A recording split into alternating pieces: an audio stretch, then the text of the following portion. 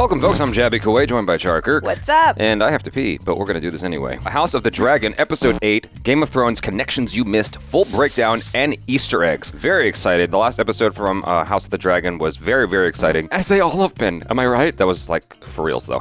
Yeah. They've all been pretty exciting. Very, very, very excited to get into this. If you guys haven't already, hit the subscribe button, bell icon, all notifications. Pretty please vote this up. Let YouTube know you're enjoying what you're watching. And while you're subscribing, upvoting, subscribe to Screen Crush. We have more in common than we sometimes allow.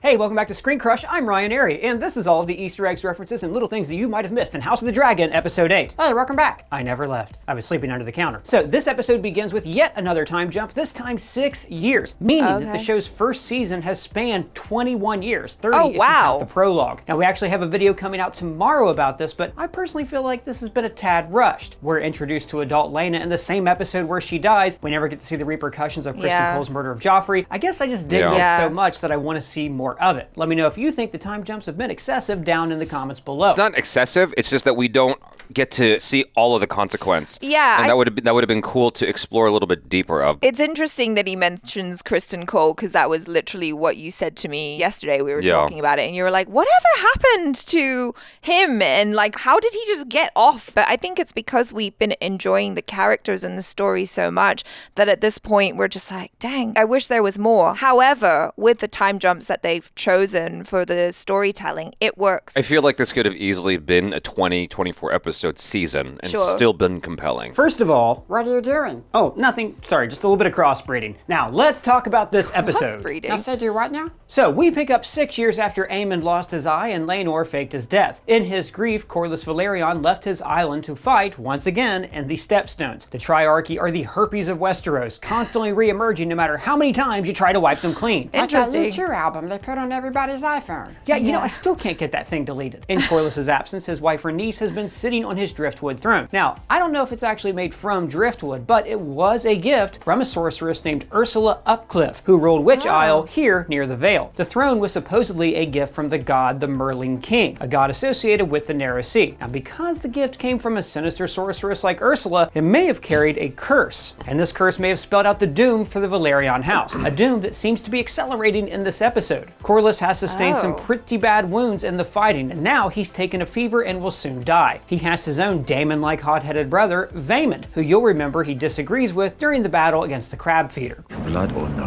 Vaemond, I will not have you stoke mutiny.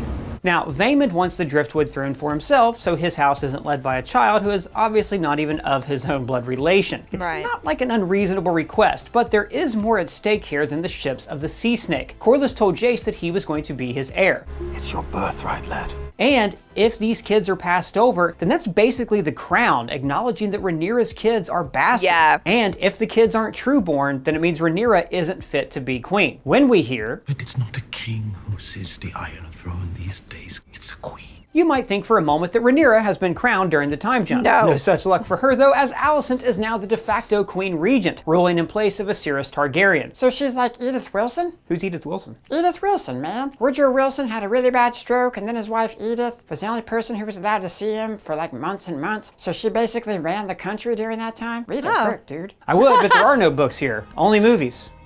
So... many movies. Elsewhere on Dragonstone, Daemon gets an egg from a clutch neatly laid by Syrax, that's Rhaenyra's dragon. His plan is to place the egg in the crib of the child that Rhaenyra is carrying. Everyone has that ultimate goal to be a dragon rider, like in the Neverending Story or in Rick and Morty. So cool!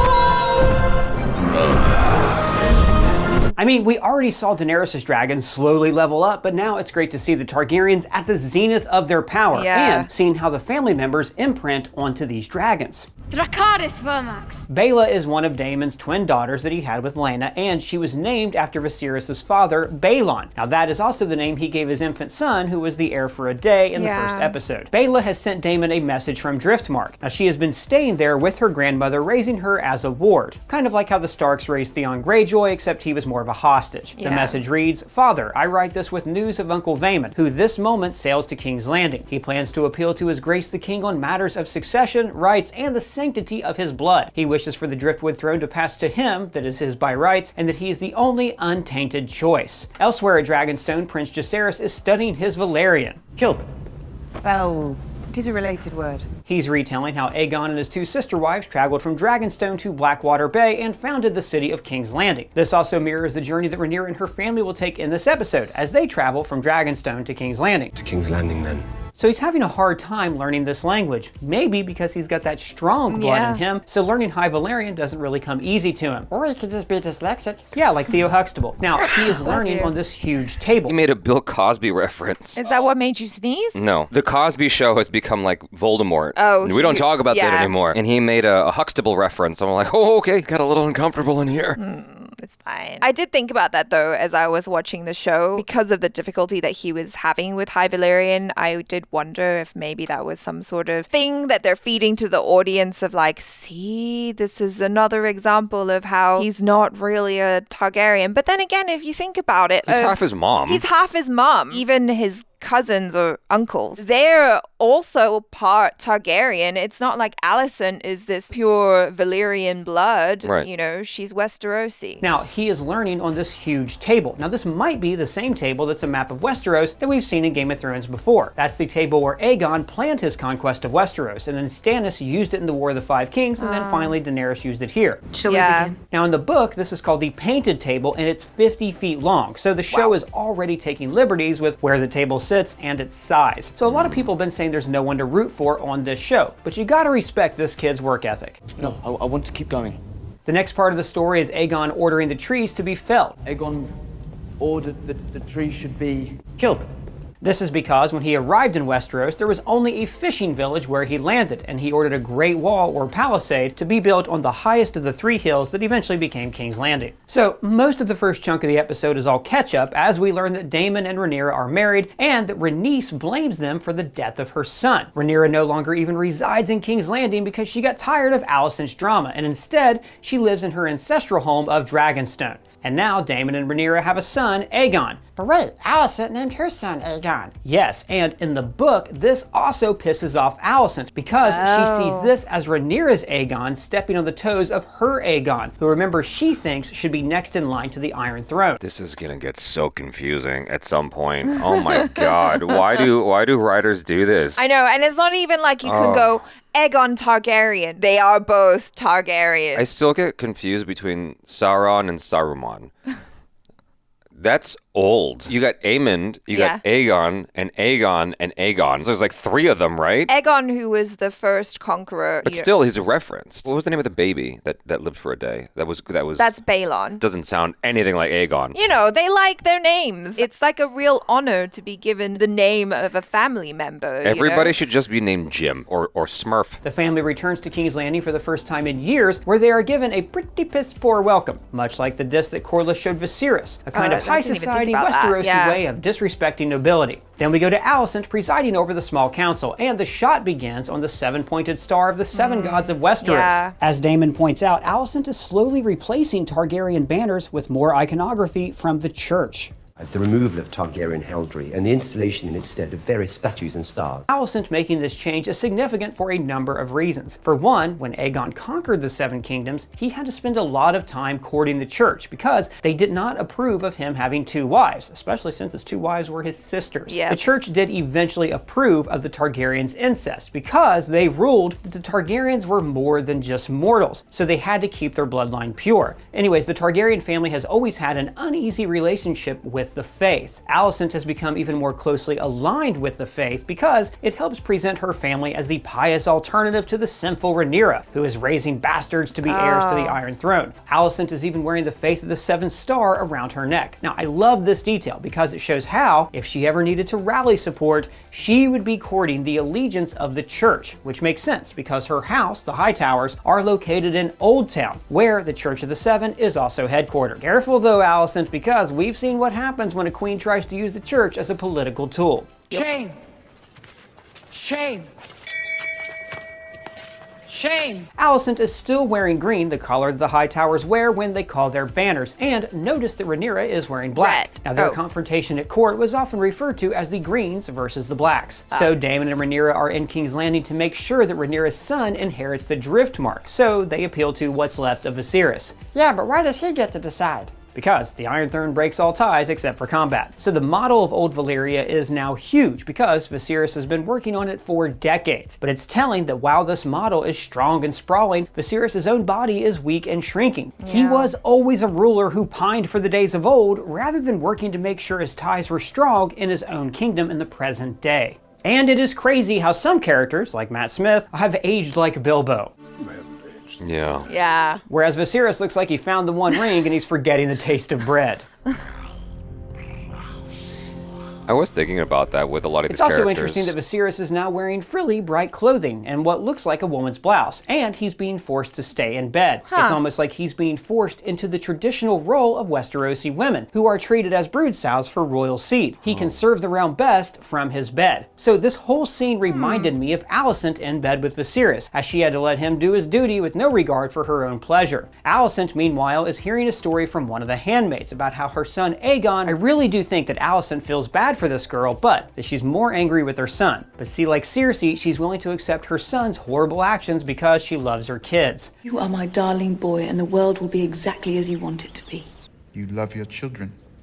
It's your one redeeming quality, that and your cheekbones. She pays the kid off and gives her moon tea, like what Rhaenyra was forced to drink after her dalliance with Criston Cole. Aegon II, meanwhile, is now married to his sister Helena. Now you'll remember that up until now, she's kind of been on the margins and just treated like a weirdo. This one has 60 rings.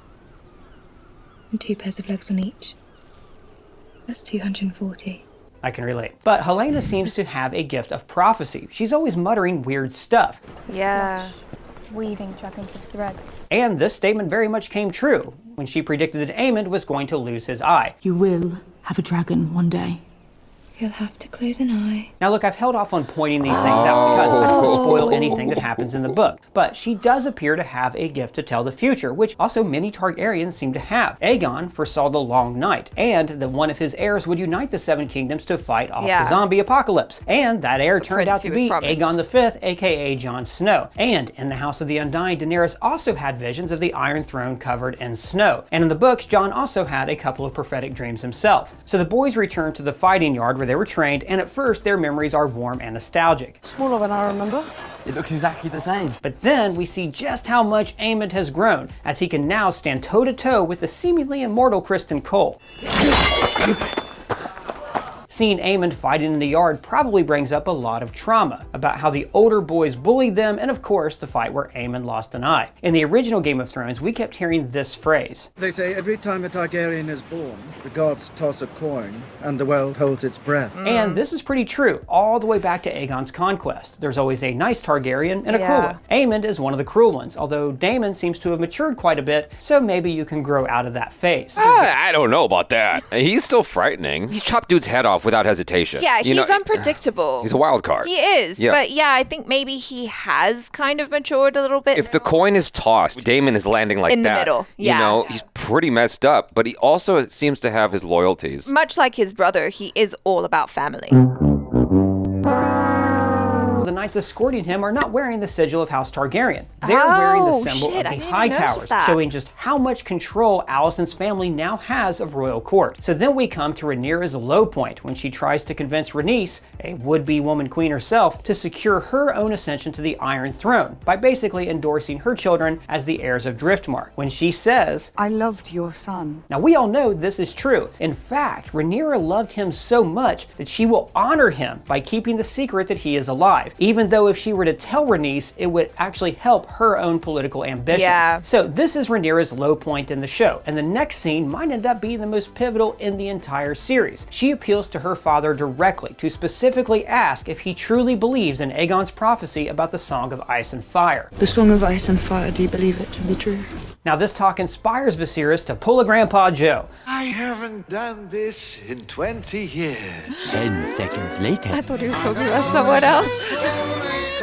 Oh, Joe Biden? Yeah. What's interesting, though, is this took it's like a Hollywood moment. She's pleading, like, please help me, and he just seems gone. Yeah. Right? But he steps in and he has her back in that moment where she needs him most, only for that all to be, usurped by a misunderstanding. It completely undoes the thing we thought it was doing, which is actually really neat because it's taking what you are familiar with from Hollywood from stories and whatnot, and then turning it on its head again. And so it's constantly doing this like weird flip-flop thing, but in a way that is like super engaging. This is the conversation that Viserys will carry on with Alicent later, as he's high as hell and rolling on milk of the poppy. But more on that in a bit. In this talk, I was surprised that Rhaenyra called out her dad for naming her heir, because it actually ended up endangering the realm. By naming me heir, you divided the realm.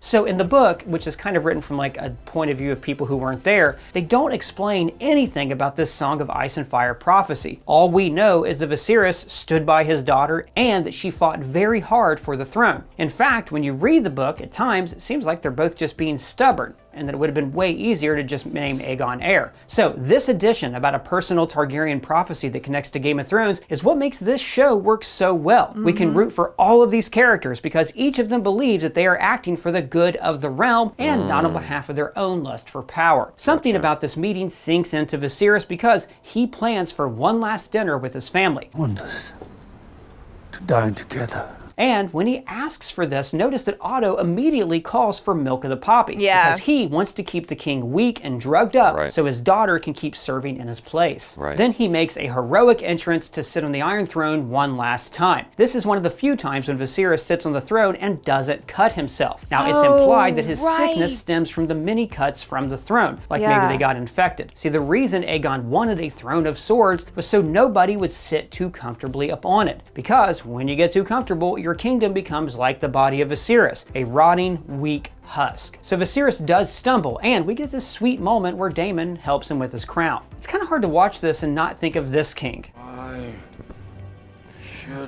didn't connect it at all. But Viserys does come through for his daughter, daring anyone to challenge the blood of his grandsons. The matter settled. Again. Vaemond does speak up, and Daemon just makes it easier for Viserys to cut off his tongue. Now, after this, Viserys collapses because he is inherently a peaceful man, and conflict makes him weak. Remember how he could hardly even stomach killing the stag. Right. Yeah.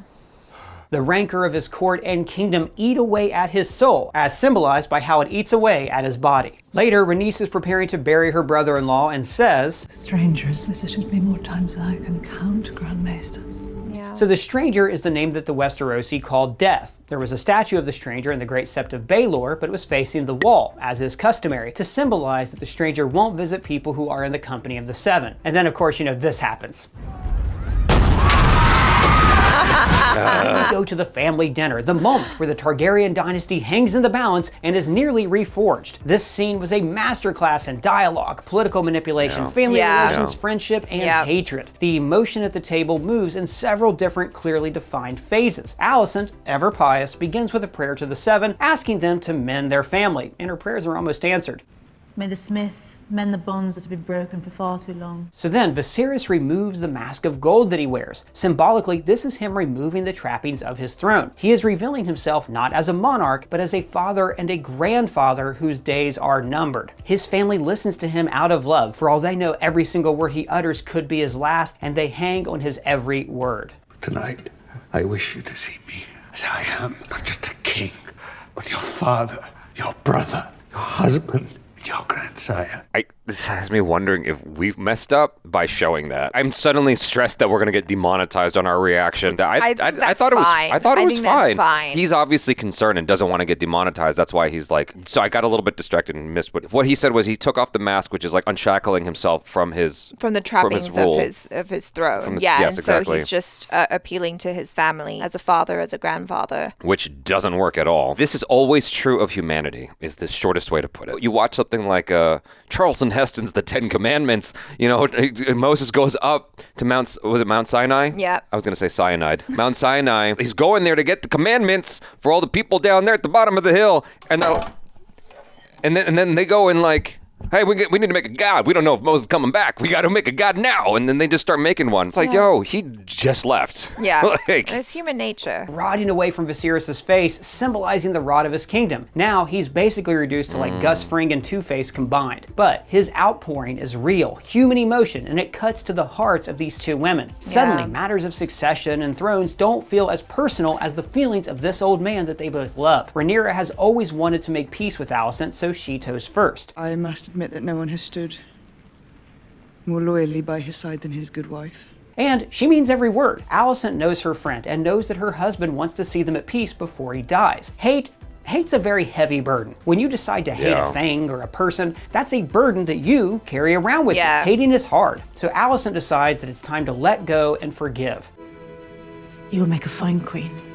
But the problem is, the parents have already poisoned their children against each other. Well, all right, mostly the Hightowers have, but still, remember when Aegon was a teenager, he didn't care that Rhaenyra was going to be queen. Rhaenyra will ascend the throne and Jacaerys Targaryen will be her heir.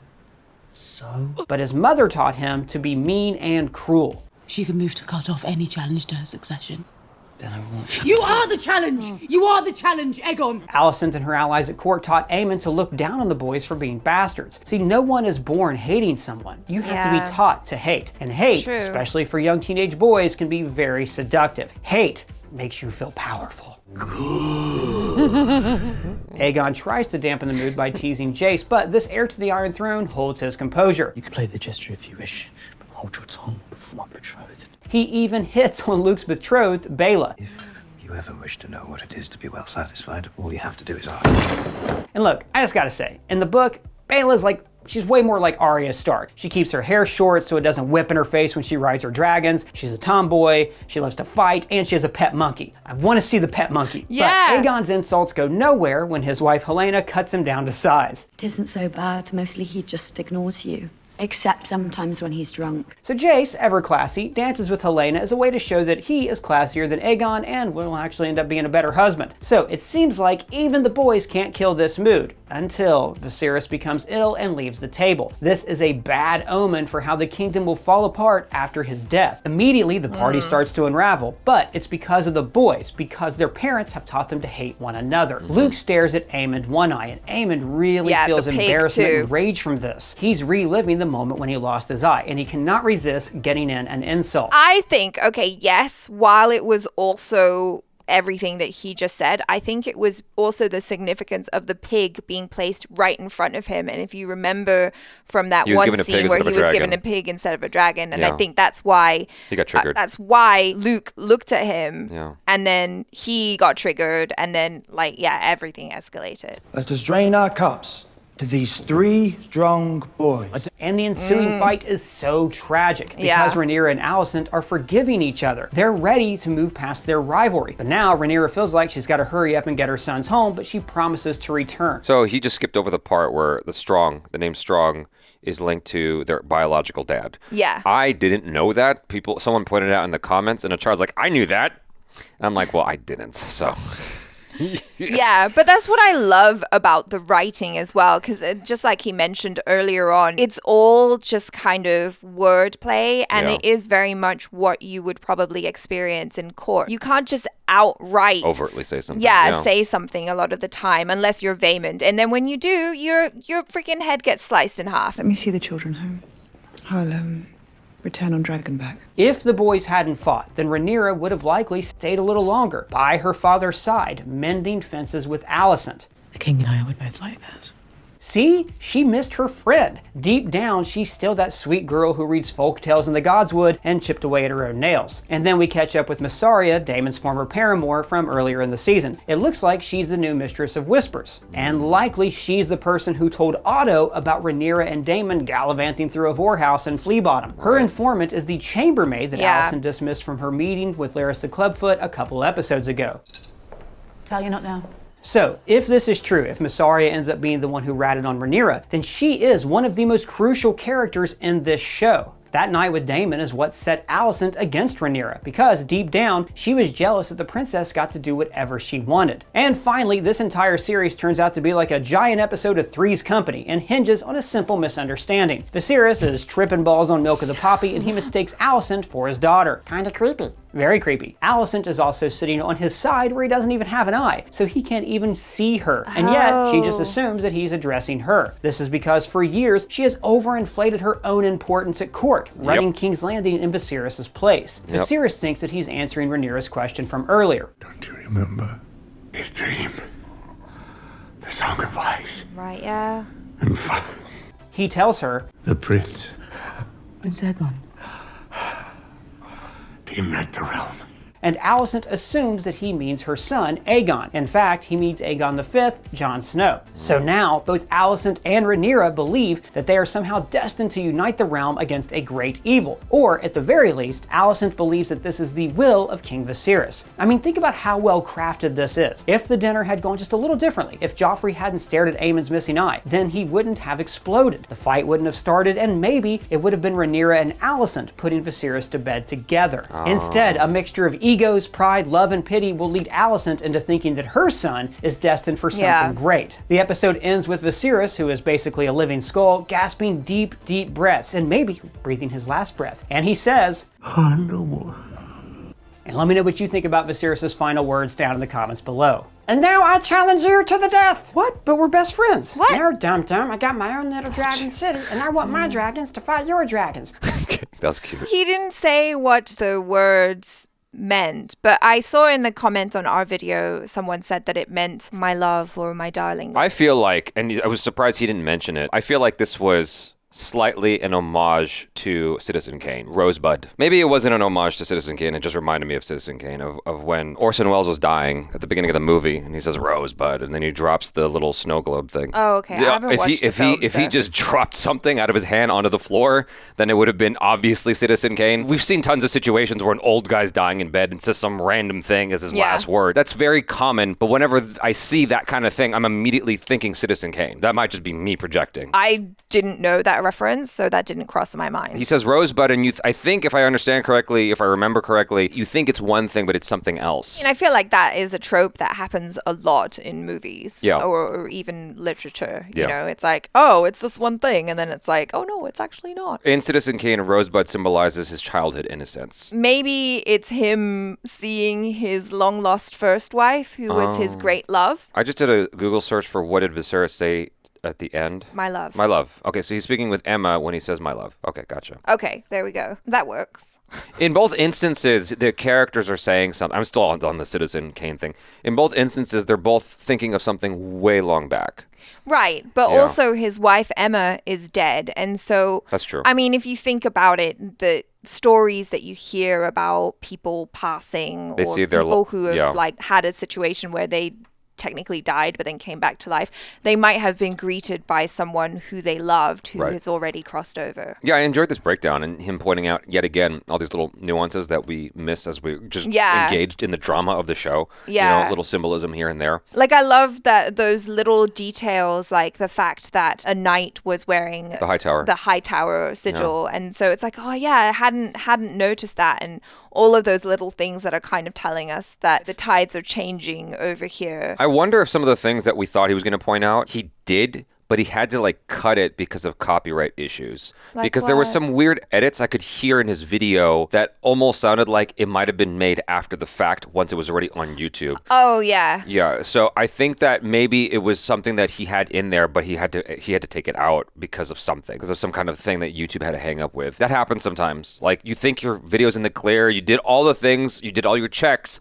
and then like an hour later, YouTube's like, oh, your video's public, but by the way, copyright claim. And you're like, what the Yeah. I did everything you told me to do, YouTube. And so that's probably what happened. He probably had it in there. The last thing I'll say, which is completely unrelated, so I was saving this for the very, very end, is when when he had the face blurred out and Viserys is, dying in his bed. It looked exactly like Psycho Mantis dying to me from Metal Gear Solid. In the old PlayStation graphics, it was just so pixelated, and it had the same exact look. It was the weirdest thing. My brain connected the two things. My brain often does that, and that's why I didn't interrupt the video with this nonsensical statement, which is saved for the very end. Bonus, if you stuck around. Bonus is usually things that no one wants. So, you guys, thanks so much for hanging out. I'm Jabby Koi. This is ACHARA. Peace out.